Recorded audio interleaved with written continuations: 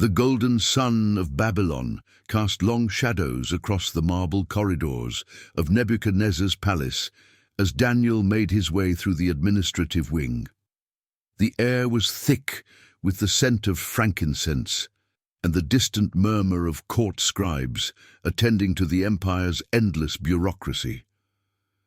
At 42, Daniel had served the Babylonian court for over 2 decades. His reputation as an interpreter of dreams and advisor to the king preceding him wherever he walked.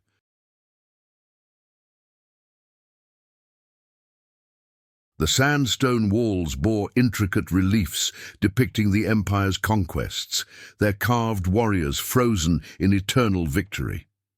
Daniel's weathered hands carried scrolls containing grain distribution reports for the outer provinces, mundane work that kept his mind occupied and his heart distant from the political machinations that swirled around the throne like desert winds. "Master Daniel," called Ashpenaz, the chief of the court officials, his voice echoing down the hallway.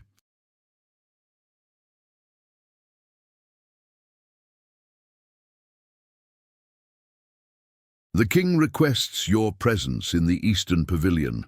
There is a matter of delicate interpretation required." Daniel paused, noting the hesitation in Ashpenaz's voice. In his years of service, he had learned to read the subtle signs of court anxiety. The chief official's normally steady demeanor showed cracks of uncertainty, his fingers drumming nervously against his ornate belt.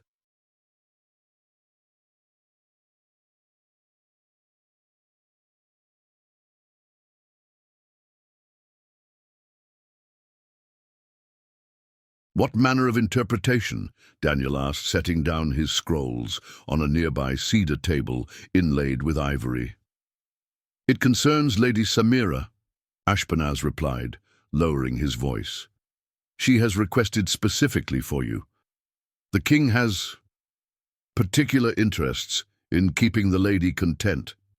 The name sent an unexpected chill through Daniel's chest. Lady Samira, known throughout Babylon as the Dama do Imperio, the Lady of the Empire.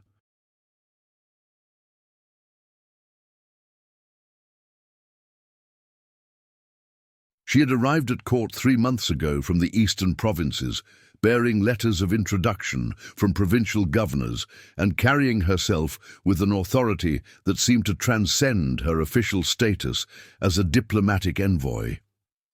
Daniel had observed her from afar during court ceremonies, noting how conversations died when she entered a room, how even seasoned courtiers stepped aside as she passed.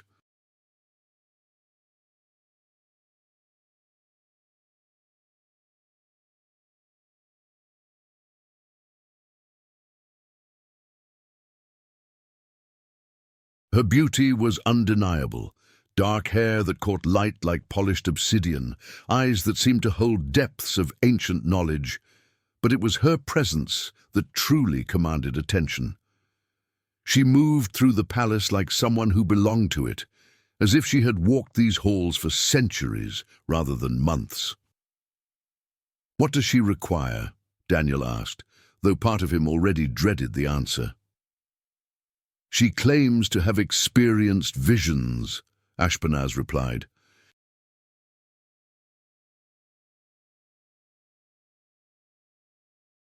"Dreams that she insists contain messages about the empire's future. The king believes, well, you know how he values prophetic insight since the incident with his own dreams." Daniel nodded grimly. Nebuchadnezzar's famous dream of the great statue had established Daniel's reputation at court, but it had also made him the go-to interpreter for anyone claiming divine visions.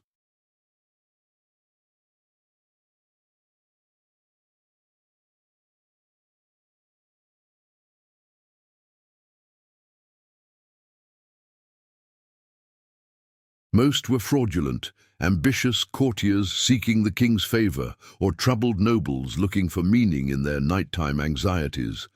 The eastern pavilion sat at the palace's edge, overlooking the hanging gardens that had become one of Babylon's most celebrated achievements, As Daniel approached, he could hear the gentle sound of water cascading through the elaborate irrigation system that kept the gardens green despite the desert climate.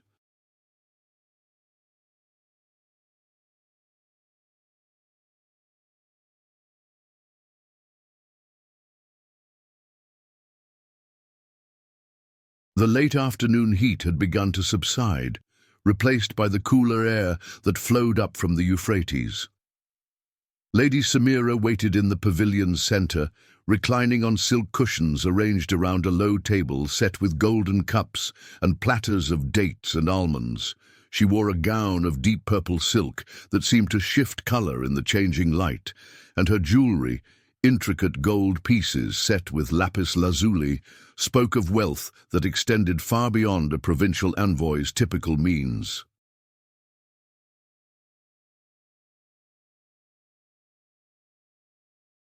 "Master Daniel," she said, her voice carrying a musical quality that seemed to resonate in the pavilion's acoustics, "I have been hoping for this meeting." "Lady Samira," Daniel replied with a formal bow. "I understand you have experienced dreams that require interpretation." She smiled, an expression that seemed to hold layers of meaning. "Please sit. This conversation may take some time."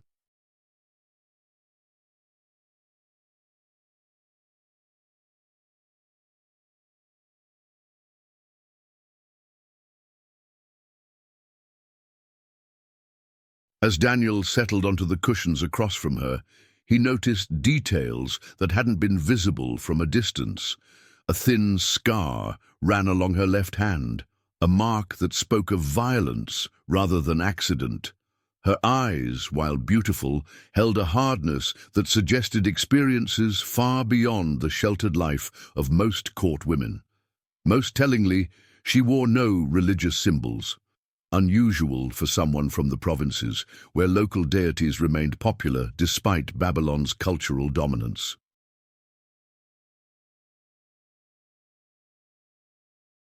"Tell me of these visions," Daniel said, accepting a cup of wine that tasted of spices he couldn't identify. "They begin the same way each night," Samira said, her gaze fixed on him with uncomfortable intensity. "I see a great tree, larger than any in the empire. Its roots stretch deep into the earth and its branches reach toward the heavens. But in the dream, I am not merely observing. I am part of the tree itself, connected to its growth and its potential destruction."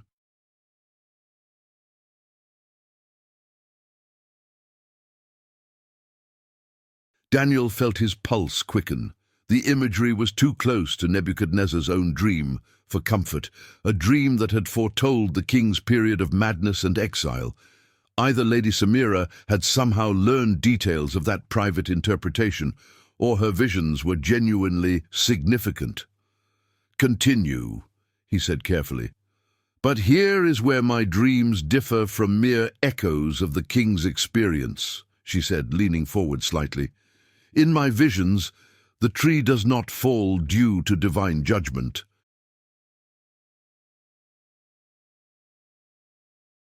It is cut down by human hands, by those who serve within the palace itself.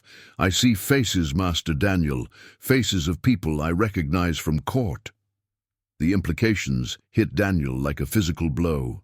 She was describing a conspiracy, a plot against Nebuchadnezzar from within his own administration.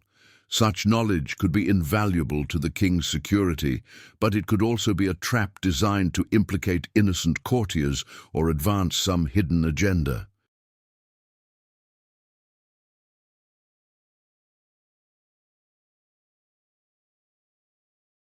"These faces you recognize," Daniel said, "do they include anyone of particular rank or influence?" Samira's smile deepened. "They include you, Master Daniel." The pavilion fell silent except for the distant sound of water and the rustle of evening breezes through the garden foliage. Daniel felt the weight of the moment settling around them like a shroud. Either he was being warned of his involvement in a future conspiracy, or he was being manipulated into one. "I see," he said finally.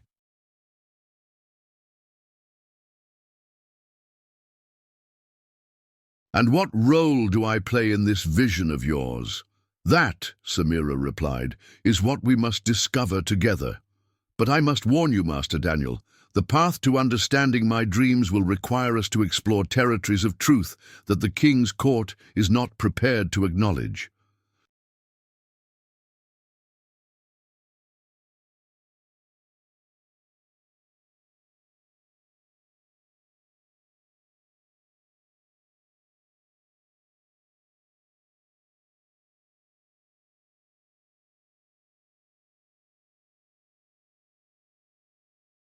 Are you willing to venture into such dangerous knowledge?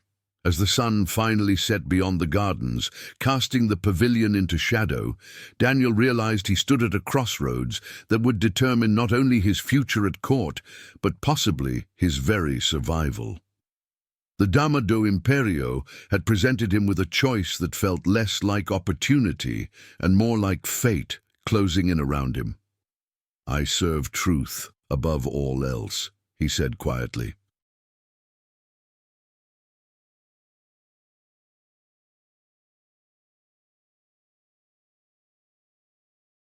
If your visions contain genuine warnings about the Empire's safety, then yes, I am willing to explore them.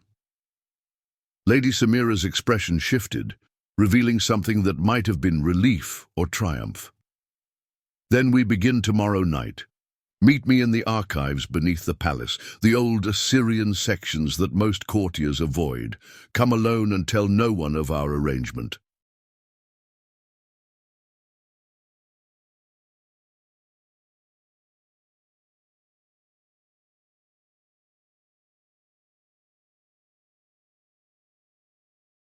As Daniel left the pavilion, walking back through corridors that now seemed somehow different, he couldn't shake the feeling that he had just agreed to something that would change everything. The Lady of the Empire had drawn him into her web, and whether she was salvation or destruction remained to be seen. The underground archives of Babylon's palace complex stretched like a vast catacomb beneath the grandeur above.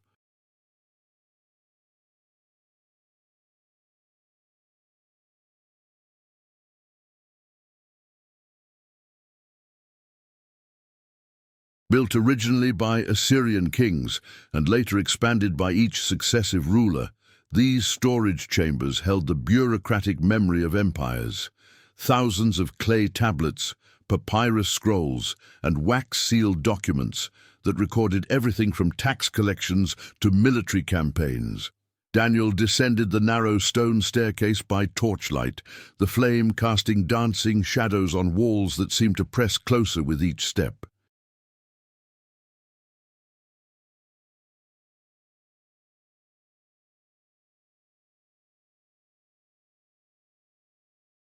The air grew cooler and carried the musty scent of aged parchment and cedar preservation oils. Few courtiers ventured into these depths, leaving the archives to elderly scribes and record keepers who moved through the labyrinthine passages like ghosts of forgotten knowledge. The Assyrian sections lay deepest, their contents predating Babylon's current glory by centuries. Here, among records written in scripts that few could still read, Lady Samira had chosen to meet.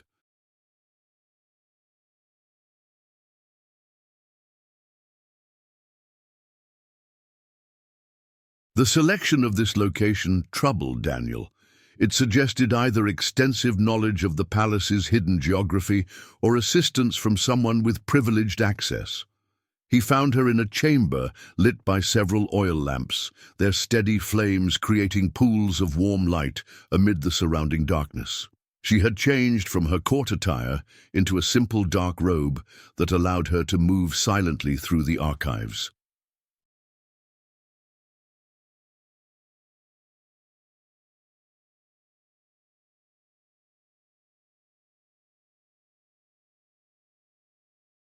Before her lay an ancient tablet covered in cuneiform script, its clay surface weathered but still readable to trained eyes.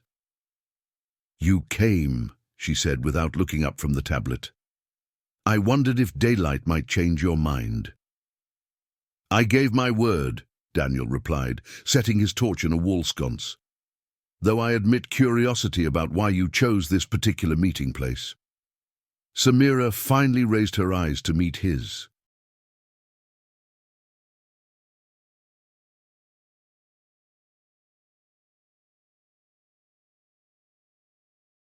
"Because truth, Master Daniel, often lies buried beneath layers of official history.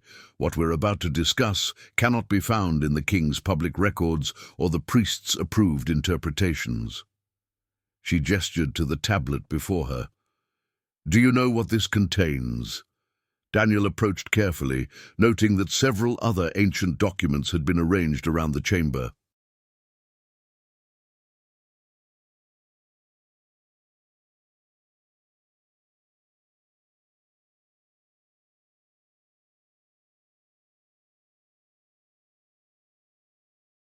The tablet bore the seal of an Assyrian king, whose name he recognized, but whose reign had been deliberately obscured from most historical accounts. "It appears to be a record of some kind," he said, "but the dialect is archaic.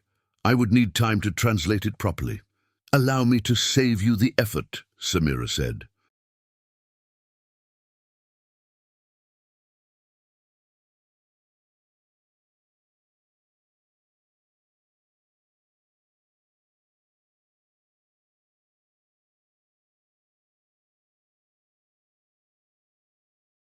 This tablet records the final prophecy of Babylon's first great seer, a man whose name was struck from official records because his visions proved too accurate and too dangerous for comfort.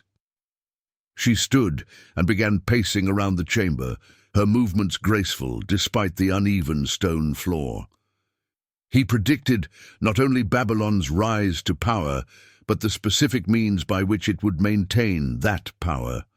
More importantly, he described the signs that would herald its ultimate fall.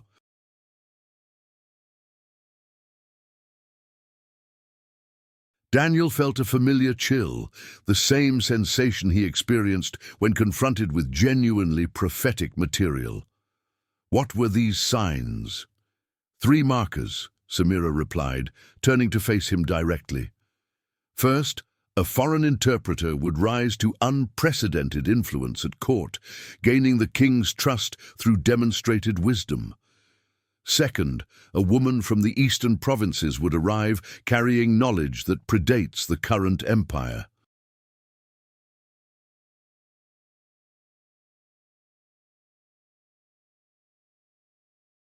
Third, these two would be brought together by dreams that seem to speak of conspiracy, but actually reveal deeper truths about power itself." The chamber fell silent as the implications sank in. Daniel stared at the ancient tablet, then at the woman who had somehow guided him to this moment with surgical precision. Every element of their meeting now took on new significance. Her arrival at court, her specific request for him, even the content of her supposed visions.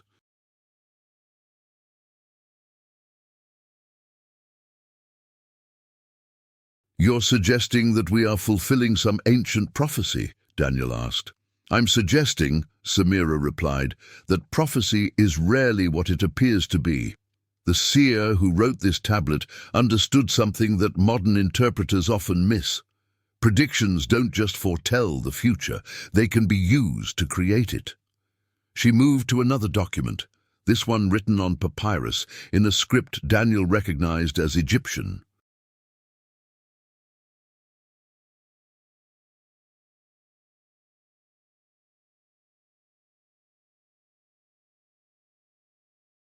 "Tell me, Master Daniel, what do you know of your own origins?" The question struck him like a physical blow. "I was taken from Jerusalem as a youth during Nebuchadnezzar's conquest. I've served the Babylonian court ever since." "Yes, that's the official story," Samira said. "But official stories rarely tell complete truths.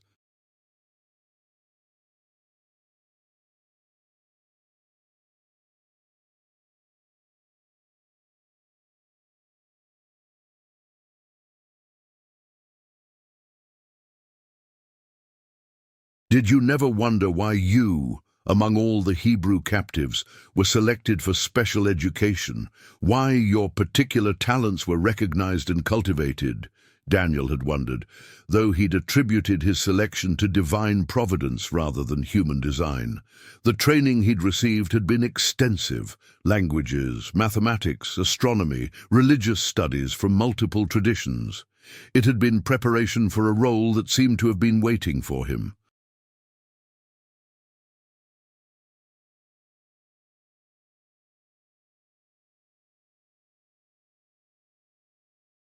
"What are you suggesting?" he asked, though part of him already feared the answer. Samira unrolled the papyrus, revealing detailed genealogical charts and correspondence between various royal courts. "I'm suggesting that your selection was not random. These records show communication between Egyptian priests, Babylonian court astrologers, and even Persian magi, all concerning a child from Jerusalem who fit specific prophetic criteria." She pointed to a particular passage. "According to these documents, your bloodline was traced back through Hebrew records to determine if you carried genetic markers associated with prophetic ability. The Babylonian court didn't simply capture a promising young man. They acquired exactly what they needed to fulfill their own prophecies about maintaining power." Daniel stared at the documents, his mind reeling.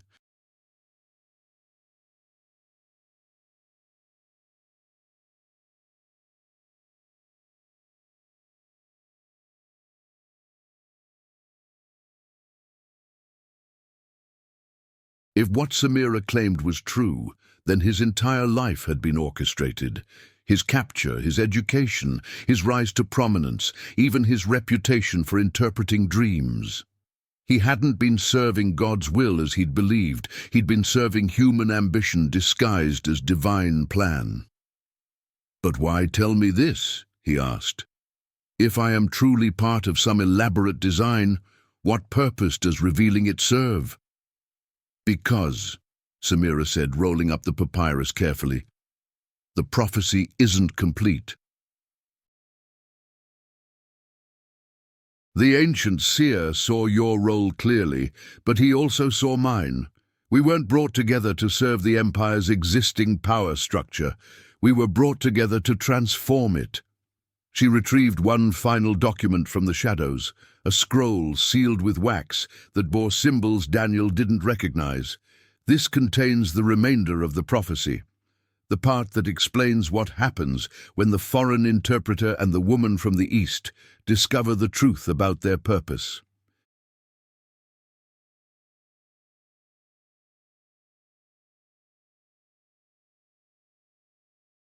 And what does it say?"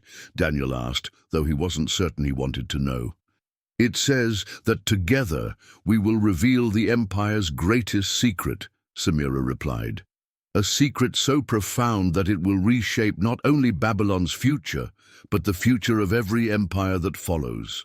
But it also warns that this revelation will require us to risk everything: our positions, our safety, possibly our lives." As she spoke, Daniel noticed something that made his blood run cold.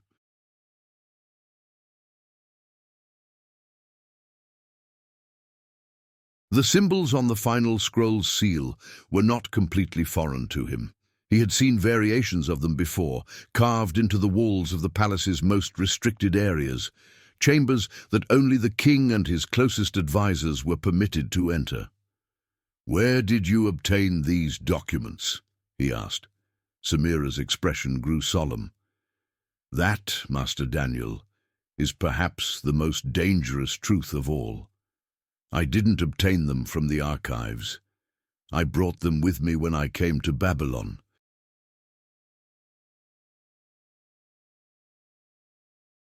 "They were given to me by people who have been waiting for this moment for decades." The torchlight flickered in a draft that seemed to come from nowhere, casting shifting patterns on the chamber walls. Daniel realized that he stood at the center of something far larger and more complex than a simple court intrigue. The Lady of the Empire had revealed herself as part of a conspiracy that spanned generations, a conspiracy that had shaped his entire life without his knowledge.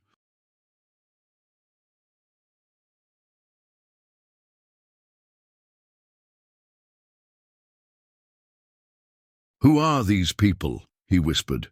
"That," Samira replied, breaking the wax seal on the final scroll, "is what we discover next. But I must warn you, Master Daniel, once you see what this scroll contains, there will be no returning to the life you've known. Are you prepared for that level of truth?" As she unrolled the ancient parchment, revealing text that seemed to shimmer in the lamplight, Daniel felt the last vestiges of his old certainties crumbling.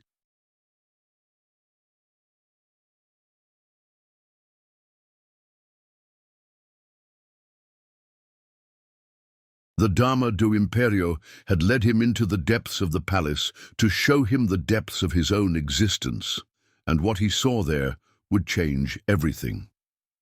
The scroll that Samira unrolled in the flickering lamplight contained not just text, but detailed architectural drawings of structures that Daniel recognized with growing alarm.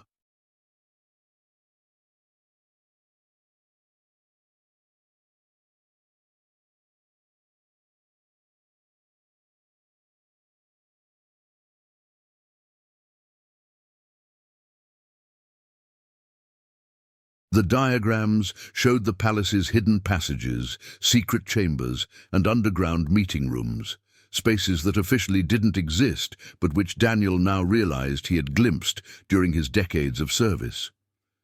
"The prophecy speaks of a shadow council," Samira explained, her finger tracing the ancient text. "A group of individuals from different nations and traditions who have been manipulating empire succession for over 3 centuries.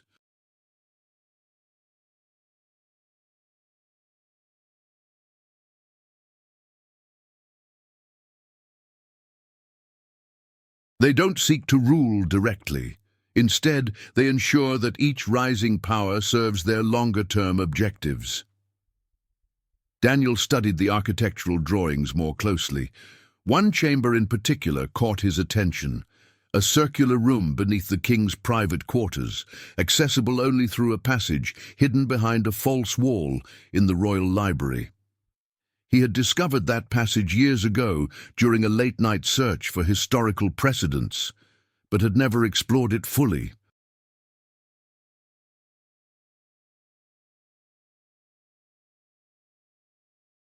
"You're claiming that Babylon's rise to power was orchestrated by this council?" Daniel asked. "Not orchestrated," Samira corrected. "Guided. They work within the natural flow of historical forces, simply ensuring that outcomes serve their purposes. Think of them as gardeners rather than creators. They don't make the plants grow, but they do influence which ones flourish and which ones are pruned away."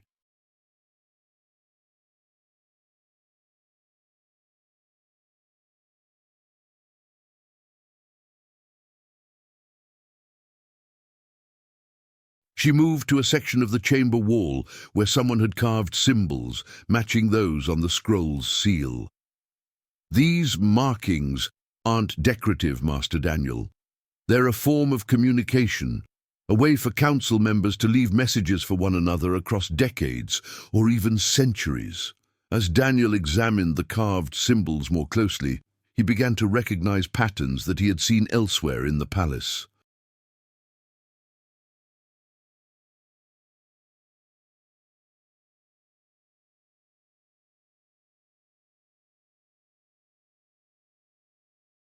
What he had taken for artistic flourishes on various official documents now revealed themselves as coded communications.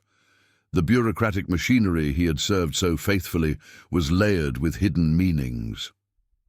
"My role," he said slowly, "was to be their inside observer, someone who could interpret the king's dreams and influence his decisions without appearing to threaten his authority."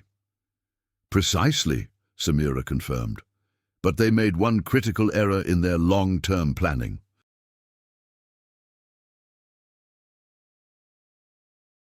They assumed that you would never discover your true purpose, that you would continue serving their objectives without question. They didn't account for the possibility that their carefully arranged prophecy might produce genuine spiritual insight rather than mere political compliance. The implications struck Daniel with devastating clarity.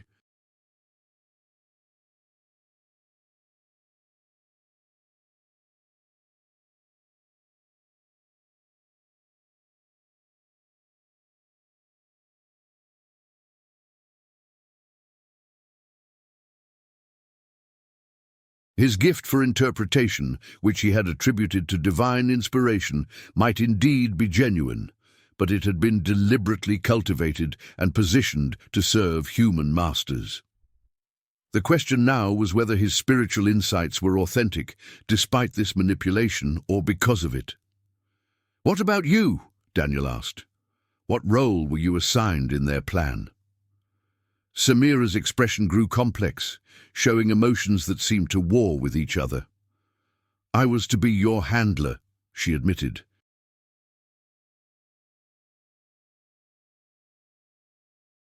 "My job was to monitor your development, ensure your continued loyalty, and eventually guide you towards specific interpretations that would serve the Council's interests in the coming transition of power."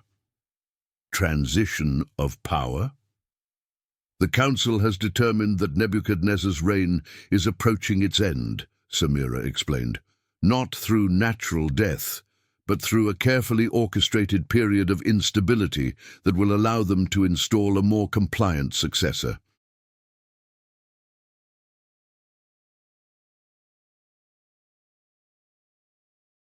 "Your interpretations of the king's dreams were meant to prepare him psychologically for this transition." Daniel felt a surge of anger that surprised him with its intensity. Everything he had believed about his purpose, his service to the empire, even his relationship with the divine, had been contaminated by this manipulation. The dreams he had interpreted, the wisdom he had provided, the trust he had built with the king, all of it served someone else's agenda.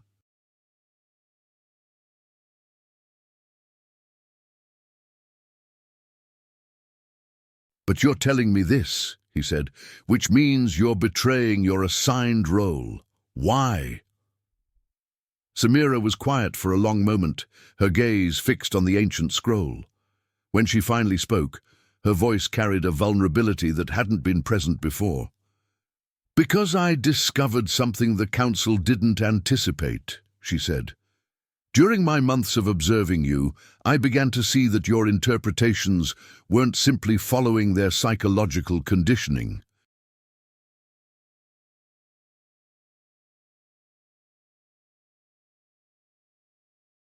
There were elements in your insights that went beyond what they had trained you to provide.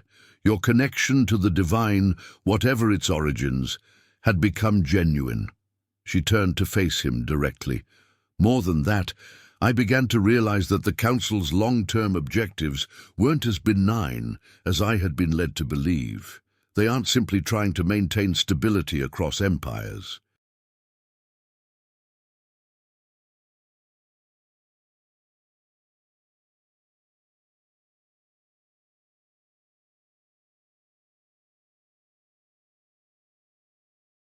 They're working toward a specific end state, a form of governance that would consolidate power in ways that would make current imperial structures look like models of freedom." Daniel absorbed this information, trying to piece together the full scope of what they faced. "So we have a choice: continue serving as unknowing agents of this shadow council, or find a way to expose and oppose them. The choice is more complex than that," Samira warned.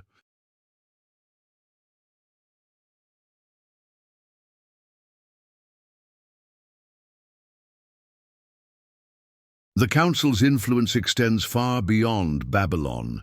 Members include advisors to the Persian court, Egyptian priests, Greek philosophers, even traders who control key commercial routes. Opposing them directly would be futile. They have resources and connections that span the known world. Then what do you propose? Samira pointed to a particular passage in the ancient text. The original prophecy contains a clause that the council may not fully understand.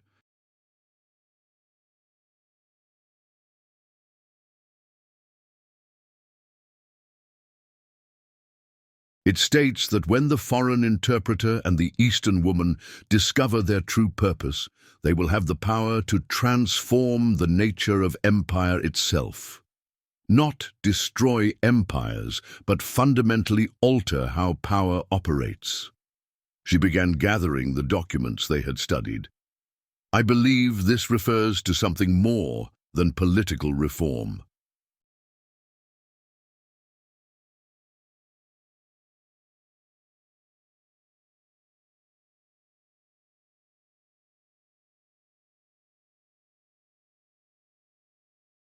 The ancient seer saw the possibility of introducing entirely new principles of governance, ideas that would make the Shadow Council's control mechanisms obsolete.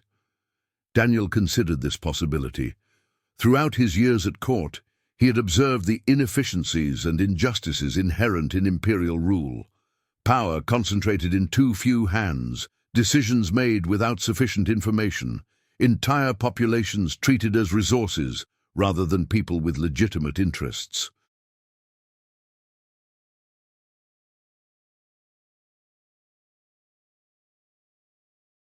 You're talking about revolution, he said. I'm talking about evolution, Samira corrected. The council seeks to perpetuate existing power structures under different management. We could work towards something genuinely new. Forms of organization that distribute power more effectively while maintaining the benefits of large-scale coordination.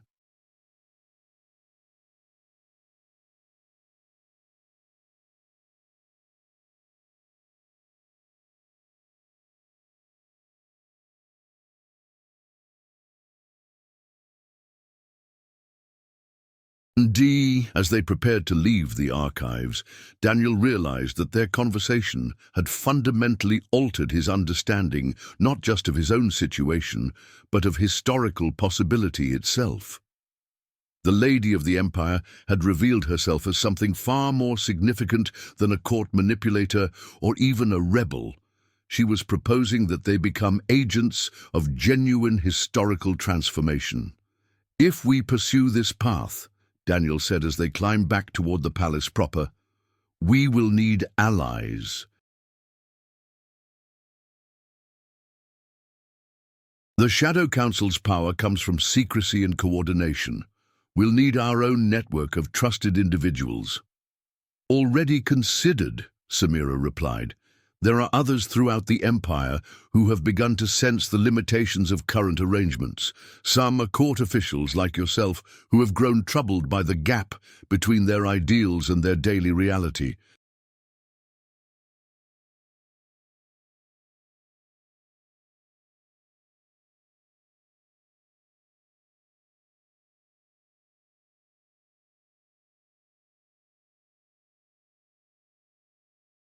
Others are merchants, scholars, even military officers who understand that sustainable power requires legitimacy rather than just force.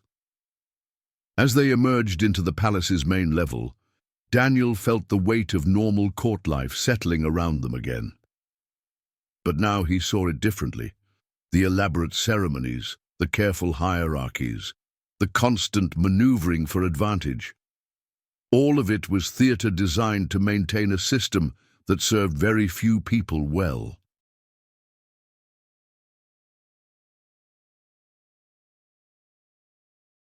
Tomorrow night, Samira said quietly as they parted ways, I'll show you how to identify potential allies.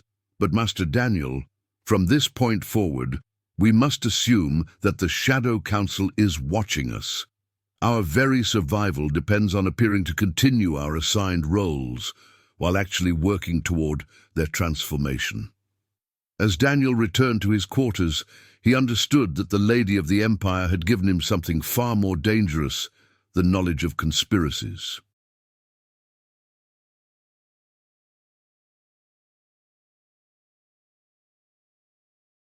She had given him a vision of what the world could become, and the terrible responsibility of helping to create it. 3 weeks had passed since Daniel's revelation in the archives, and the palace had taken on an entirely different character in his eyes. Where he once saw the smooth functioning of imperial administration, he now observed a complex web of influences, competing loyalties, and hidden communications.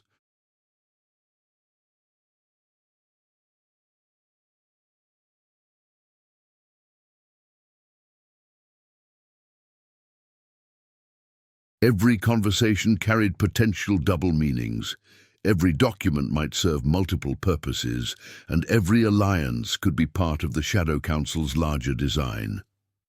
The evening air in Babylon carried the scent of night-blooming jasmine from the hanging gardens as Daniel made his way to the monthly gathering of the Royal Astronomical Council.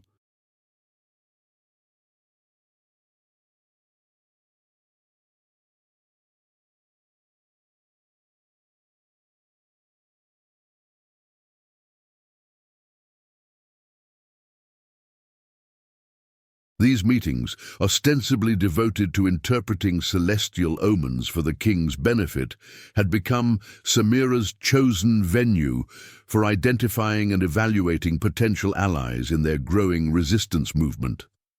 The council met in a chamber overlooking the city's ziggurat, its walls lined with bronze instruments for measuring star positions and clay tablets recording decades of celestial observations.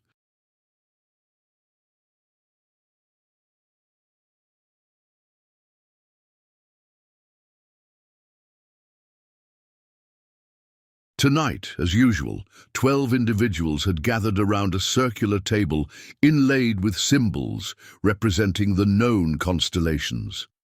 What had changed was Daniel's understanding of which participants might be genuinely committed to astronomical accuracy and which were using the meetings for other purposes. Samira entered precisely as the session began, carrying scrolls that contained her latest interpretations of planetary movements.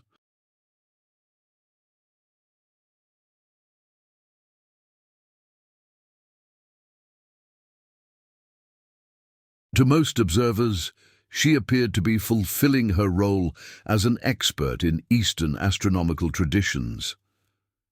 Only Daniel recognized the subtle signs that indicated she was actually conducting a careful assessment of everyone present. The conjunction of Mars and Jupiter suggests significant changes in the Empire's military leadership, announced Rashid, the council's senior member and longtime advisor to the king.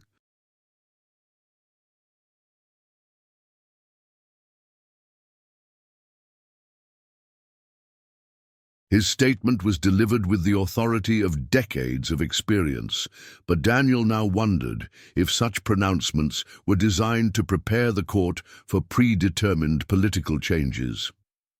"Respectfully, Master Rashid," said a younger astronomer named Cyrus, "the historical correlation between that particular conjunction and military events is questionable.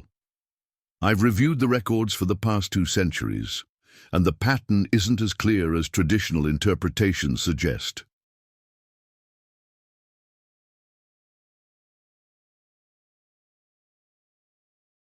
This was exactly the kind of exchange Samira had taught Daniel to watch for. Cyrus wasn't simply disagreeing with established doctrine, he was demonstrating the kind of independent analytical thinking that their movement would require. More importantly, he was willing to challenge authority based on evidence rather than convenience. As the evening progressed, Daniel observed similar patterns among other council members.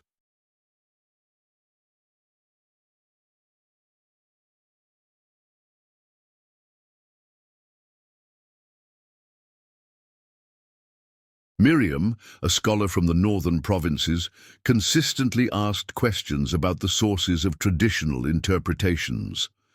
Darius, a former military officer turned court astronomer, showed particular interest in how astronomical advice actually influenced royal decision-making, Both exhibited the intellectual courage that genuine reform would demand, but there were also troubling signs.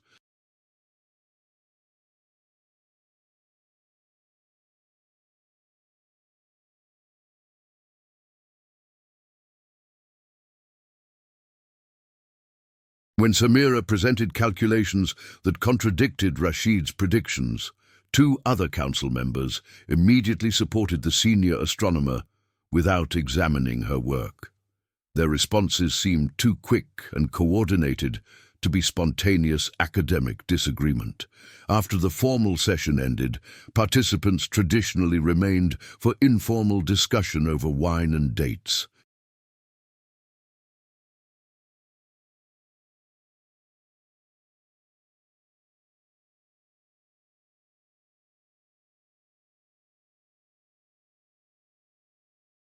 Daniel used this time to engage Cyrus in conversation about methodological approaches to astronomical interpretation, while Samira drew Miriam and Darius into a discussion about the relationship between celestial patterns and earthly governance.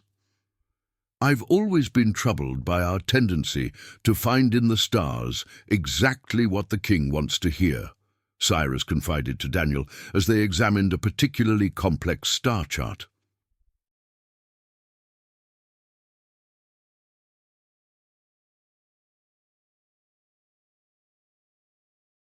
True astronomical science should be independent of political convenience.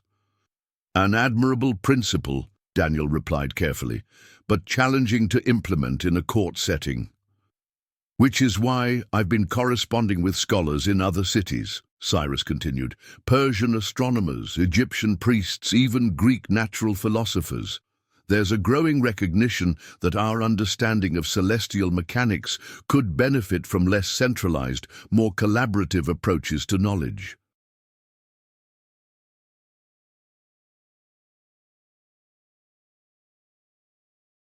This was precisely the kind of network thinking that their resistance movement needed.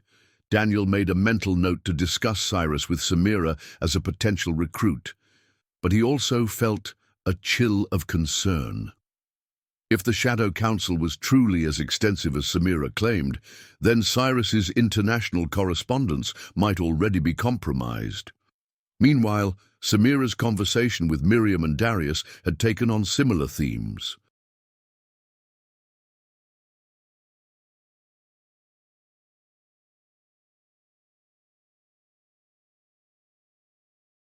Daniel could hear fragments of their discussion about the difficulties of providing honest counsel to rulers who preferred comfortable illusions to challenging truths. The king values our wisdom, Darius was saying, but only when it confirms his existing beliefs. When astronomical signs suggest the need for policy changes, suddenly our interpretations become advisory rather than authoritative.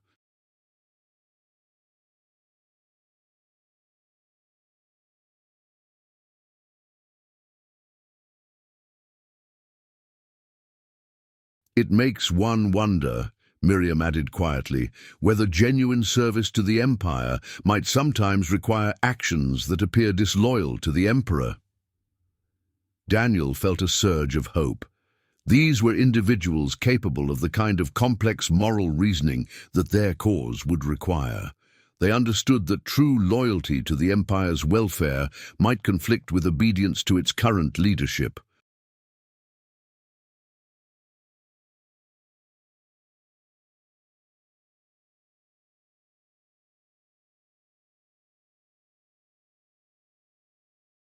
But as the evening wound down, Rashid approached Daniel with a conversation that quickly dispelled any sense of security.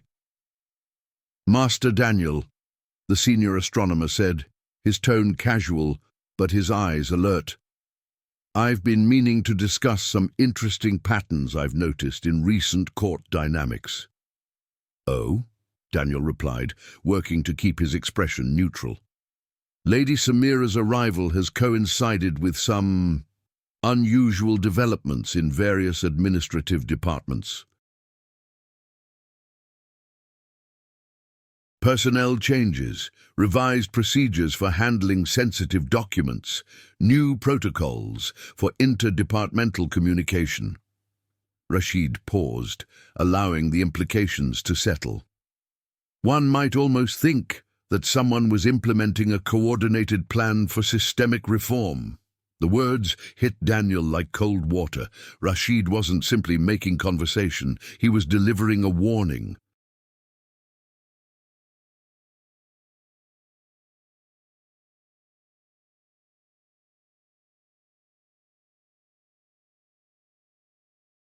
Someone had noticed the network of subtle changes that their growing resistance movement had been introducing throughout the palace administration.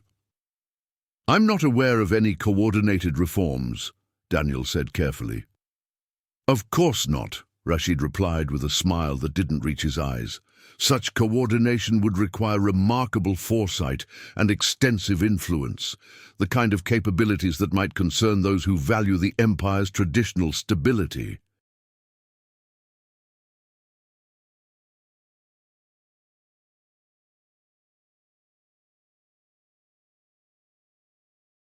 Dean. As Rashid walked away, Daniel realized that their movement had attracted attention from exactly the forces they most needed to avoid. The Shadow Council was aware of their activities, even if they didn't yet understand the full scope of the resistance. When the gathering finally ended, Daniel and Samira walked separately through the palace corridors, following predetermined routes that would allow them to meet without appearing to coordinate their movements.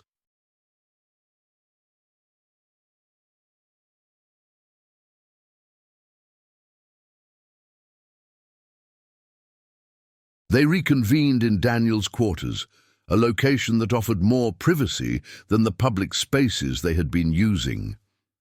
"Rashid knows," Daniel reported immediately. "I suspected as much," Samira replied. "Miriam mentioned that she's been receiving friendly inquiries about her research interests from officials she's never worked with before. Darius has noticed increased scrutiny of his correspondence with former military colleagues." Daniel absorbed this information with growing concern.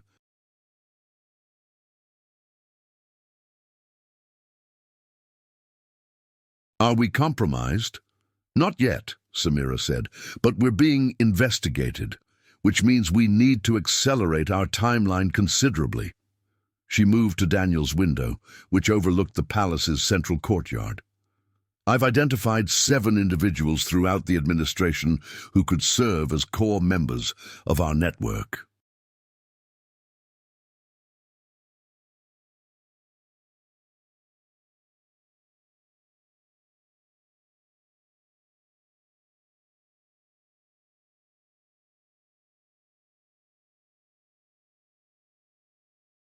People with access to critical information, influence over key processes, and demonstrated willingness to prioritize long-term imperial welfare over short-term political advantage. 7 people, Daniel mused, against a shadow council with centuries of experience and international reach. 7 people with the right positioning can accomplish remarkable things, Samira countered, especially if they coordinate their actions effectively.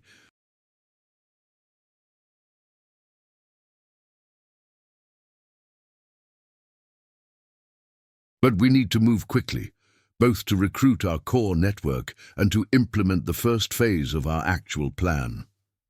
"Which is what, exactly?" Samira turned from the window with an expression that combined determination and apprehension. "Tomorrow night, I show you how empires actually fall, not through conquest or rebellion, but through the much more subtle process of making their control mechanisms irrelevant."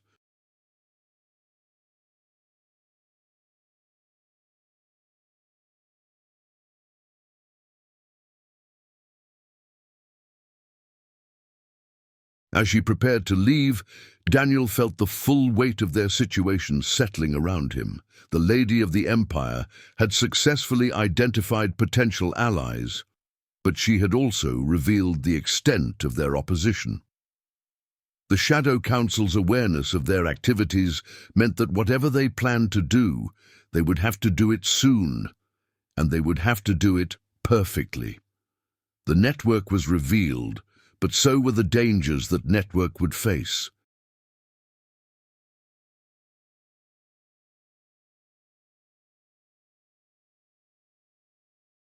The pre-dawn darkness of Babylon was broken only by torchlight from the palace guards. As Daniel made his way through passages he now knew contained more secrets than he had ever imagined. 4 days had passed since Samira's warning about their accelerated timeline, and tonight would determine whether their resistance movement could survive its first real test.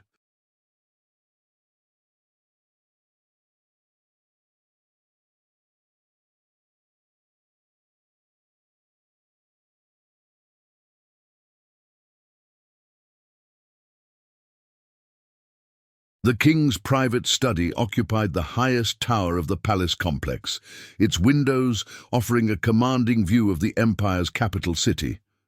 Nebuchadnezzar sat behind his desk of polished cedar and gold inlay, reviewing reports that Daniel knew contained carefully crafted assessments designed to support predetermined conclusions. The Shadow Council's influence over information flow had become obvious once Daniel learned to recognize its patterns.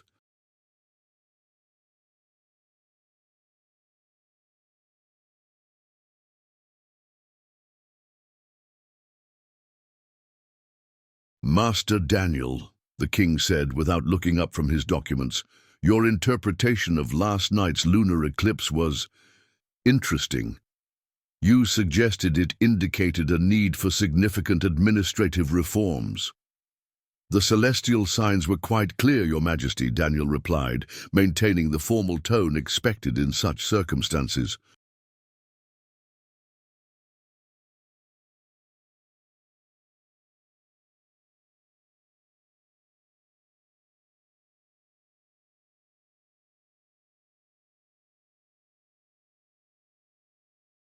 The eclipse occurred in conjunction with Mars rising in the House of Governance, which traditionally indicates the need to examine existing power structures.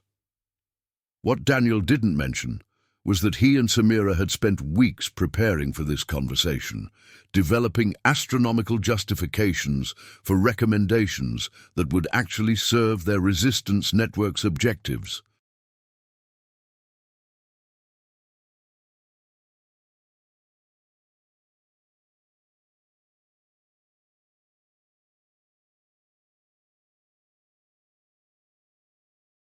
The eclipse interpretation was genuine, but its specific application to administrative reform had been carefully calculated to advance their cause. "These reforms you suggest," the king continued, "they would involve significant personnel changes throughout the government. Not changes, Your Majesty, but expansions. The empire has grown too large for its current administrative structure."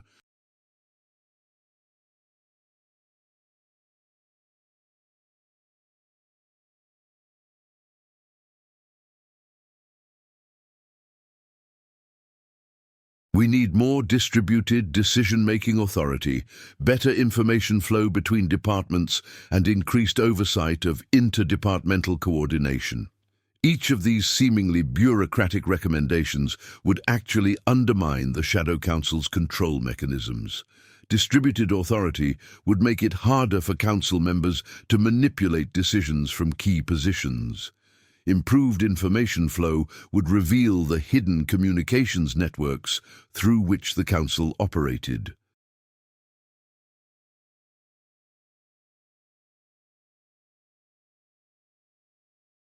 Enhanced oversight would expose the financial irregularities that funded the council's activities. The king set down his reports and studied Daniel with the calculating gaze that had built an empire. Such reforms would be extensive. They would affect virtually every aspect of how we govern. Yes, Your Majesty, but they would also ensure that the empire continues to function effectively as it grows larger and more complex.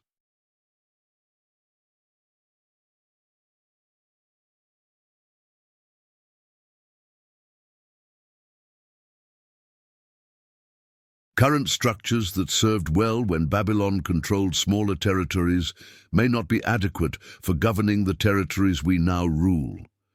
This was the crucial argument. Daniel wasn't asking the king to abandon power, but to exercise it more effectively. The reforms would actually strengthen imperial governance while simultaneously weakening the Shadow Council's ability to manipulate it. Nebuchadnezzar stood and moved to the window overlooking his capital city.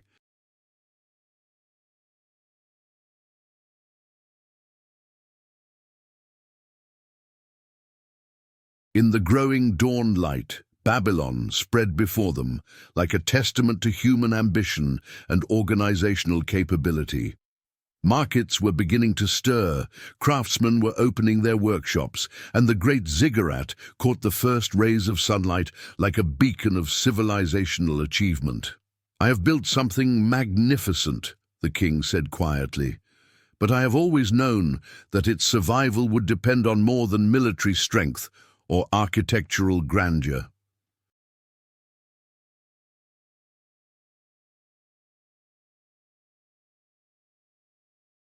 "It requires systems that can adapt and evolve." Daniel felt a surge of cautious optimism. The king was receptive to their reform proposals, but the real test would come when those reforms began to affect the Shadow Council's operations. "Your Majesty," Daniel said carefully, "implementing such changes would require trusted administrators who can work independently while remaining loyal to the Empire's core objectives."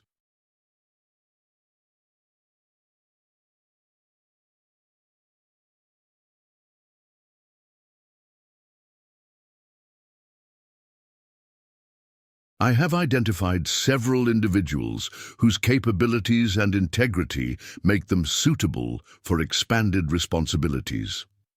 "Including Lady Samira?" the king asked, turning from the window with a knowing expression. The question hit Daniel like a physical blow. If the king was aware of their collaboration, then their entire plan might already be compromised. But Nebuchadnezzar's tone suggested curiosity rather than suspicion.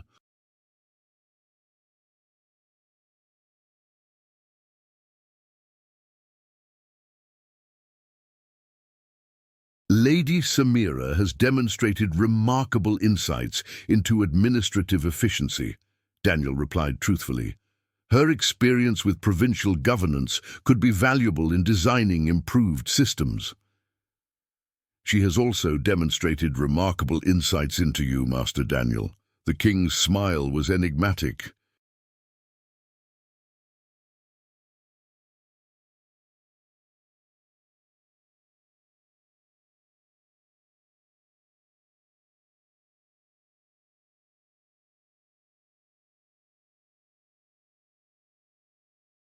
"Did you think I was unaware of your midnight meetings in the archives, or your private discussions during astronomical council sessions?" Daniel's heart raced, but he forced himself to remain calm. "Your Majesty, if our activities have caused concern—" "On the contrary," Nebuchadnezzar interrupted, "they have caused great interest.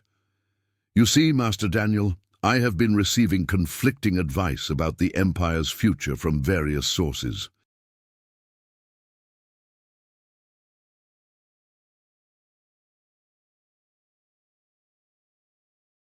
Some counsel extreme caution and adherence to traditional methods. Others suggest that dramatic changes are necessary for survival." The king returned to his desk and opened a drawer that Daniel had never seen unlocked. From it, he withdrew a collection of documents that made Daniel's blood run cold, detailed reports about Shadow Council activities, complete with names, locations, and descriptions of their influence networks. "I have been aware of certain unofficial advisory groups."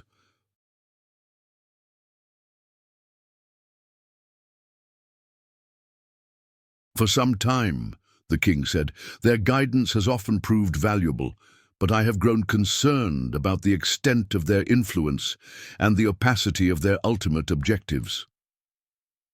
Daniel stared at the documents, realizing that their carefully planned resistance movement might have been unnecessary. The king had already identified the Shadow Council as a potential threat to his authority.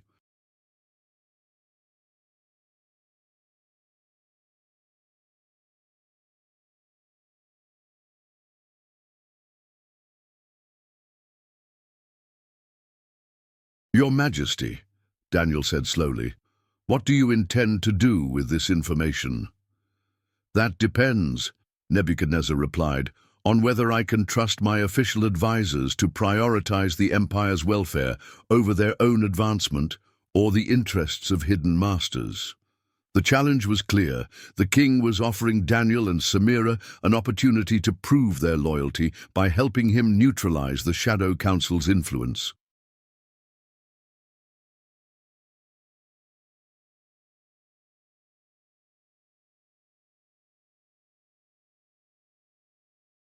But he was also testing whether they were capable of the kind of bold action that such an undertaking would require. Before Daniel could respond, a commotion erupted from the corridor outside the study. Shouts, running footsteps, and the clash of weapons suggested that some kind of confrontation was taking place within the palace itself. The study door burst open, revealing Ashpenaz with his ceremonial robes torn and a look of panic on his usually composed face.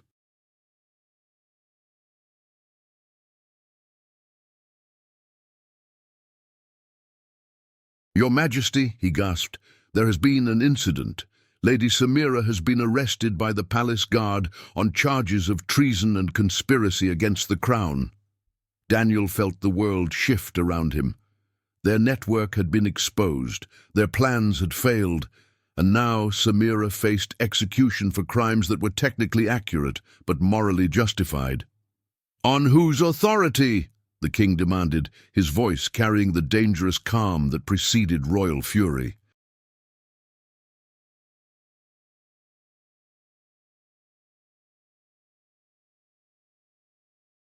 "Master Rashid presented evidence to the captain of the guard," Ashpenaz replied. "Documents allegedly proving that Lady Samira has been conducting unauthorized correspondence with foreign courts and manipulating official astronomical interpretations for subversive purposes." Daniel understood immediately what had happened. The Shadow Council had moved preemptively, using Rashid and other positioned allies to eliminate the threats to their influence before the king could act against them.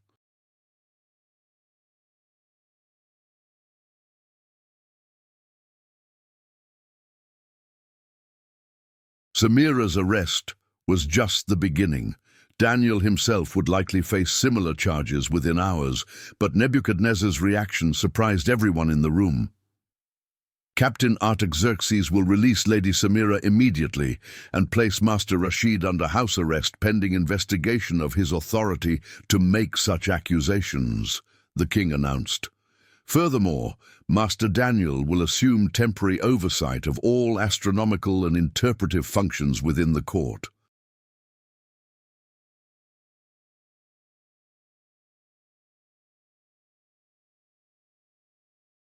Indeed, the king's decisive response revealed something Daniel had not anticipated.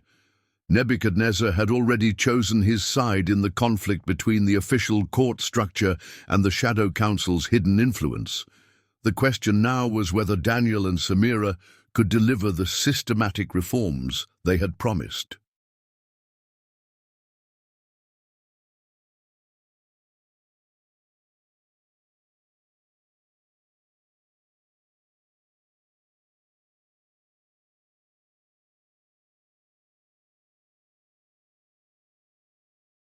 Two hours later, as the morning sun climbed higher over Babylon, Daniel found himself in the unusual position of coordinating what amounted to a controlled revolution within the empire's administrative structure. Samira had been released and immediately assigned to lead a comprehensive review of interdepartmental communication protocols.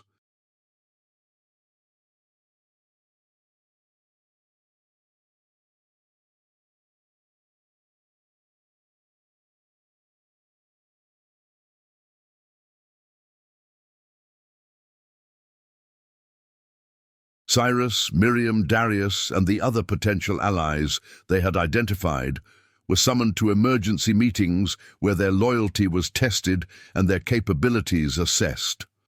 The Shadow Council's response was swift and sophisticated. By midday, reports began arriving of unusual activity in provincial capitals, suggesting that council members throughout the empire were activating contingency plans designed to maintain their influence despite the changes in Babylon.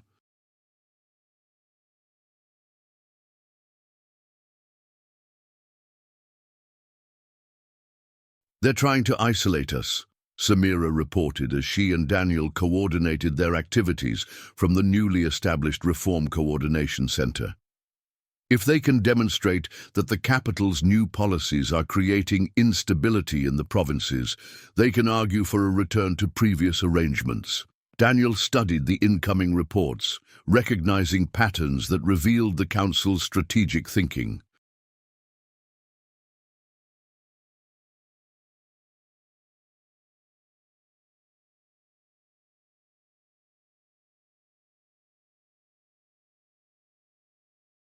They weren't simply trying to resist change, they were trying to make change appear dangerous and impractical. "Then, we need to prove that the reforms actually improve imperial governance," Daniel replied.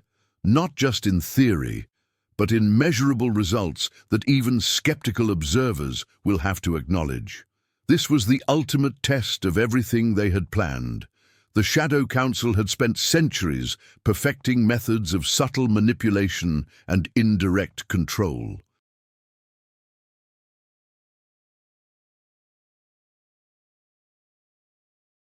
Daniel and Samira had to demonstrate that transparent, accountable, and responsive governance could produce better outcomes than hidden manipulation. Over the following weeks, their expanded network of administrators implemented reforms with surgical precision. Information flow improved dramatically, reducing the time required for important decisions to reach appropriate officials. Resource allocation became more efficient as departmental coordination eliminated redundant efforts.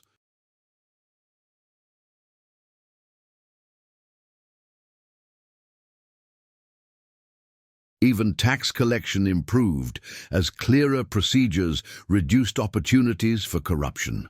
Most importantly, the reforms began to reveal the true extent of the Shadow Council's influence networks. As communication became more transparent and oversight more comprehensive, the financial irregularities and unauthorized activities that had funded council operations became visible to loyal imperial officials. But the council's final gambit proved to be their most dangerous.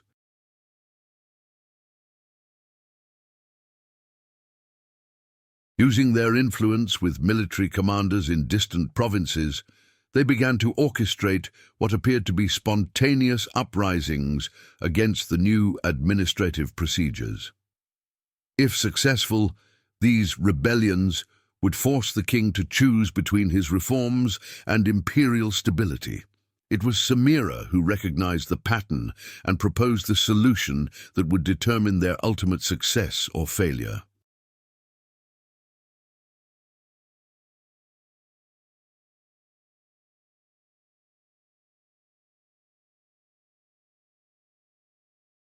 "They're using our own reforms against us," she explained to Daniel and the king during an emergency strategy session. "By creating the appearance of instability, they hope to make the old system seem preferable to chaos." "What do you propose?" Nebuchadnezzar asked. "We accelerate the reforms beyond what they anticipated," Samira replied. "Instead of gradual implementation, we move immediately to full transparency."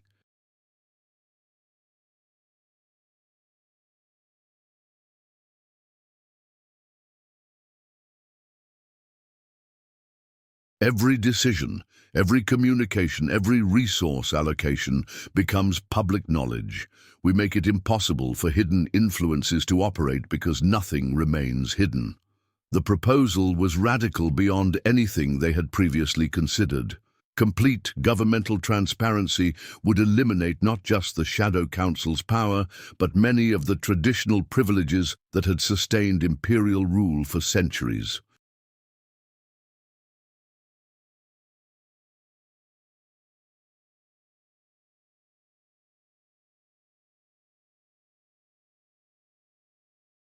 Your Majesty, Daniel said carefully, such a system would fundamentally alter the nature of imperial authority. Are you prepared for that level of transformation? Nebuchadnezzar was quiet for a long moment, his gaze fixed on maps showing the locations of the provincial disturbances that threatened to destabilize his empire. Master Daniel, he said finally, I have spent my reign building something magnificent. But magnificence without sustainability is merely vanity. If transparency and accountability can preserve what we have built while making it more just and effective, then that is the legacy I choose to leave. The decision to implement complete governmental transparency was announced that evening, with full details of the Shadow Council's activities released to officials throughout the empire.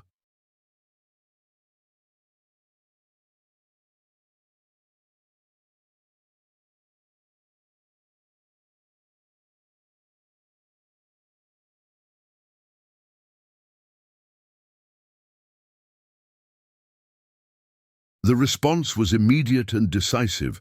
The artificial provincial uprisings collapsed as local commanders realized they had been manipulated, while council members found themselves exposed and their influence networks dismantled. But the most significant change was not political but cultural. The example of an empire choosing transparency over secrecy, accountability over manipulation, began to influence neighboring kingdoms and distant territories.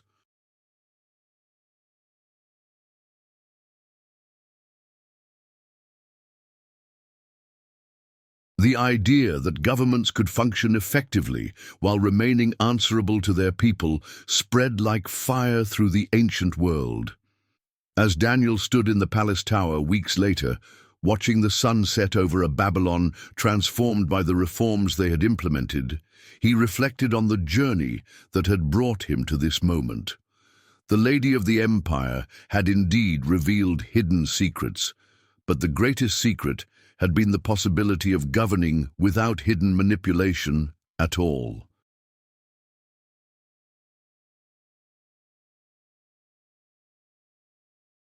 Samira joined him at the window, her expression thoughtful as she contemplated the city below.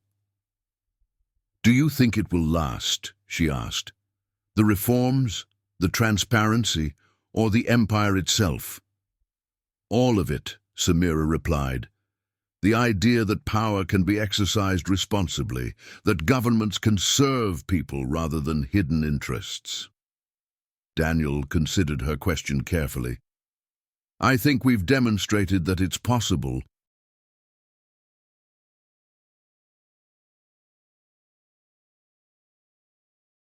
Whether future generations choose to maintain what we've built will depend on their wisdom and courage. As darkness settled over Babylon, Daniel understood that they had accomplished something far more significant than defeating a conspiracy or reforming an administration. They had proven that even ancient patterns of power could be transformed when individuals chose truth over convenience, transparency over control, and the common good over personal advantage.